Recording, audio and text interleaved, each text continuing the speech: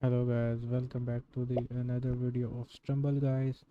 So today I'm gonna show you how to change your server in the Stumble guys.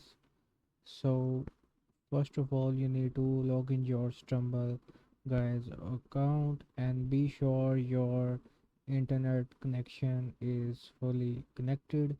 So after that click on the settings on top right corner, click on that. Then you need to see here for server region, click on the change and you can easily select the server according to your region. So this is how you can easily change the server inside the Stumble guys.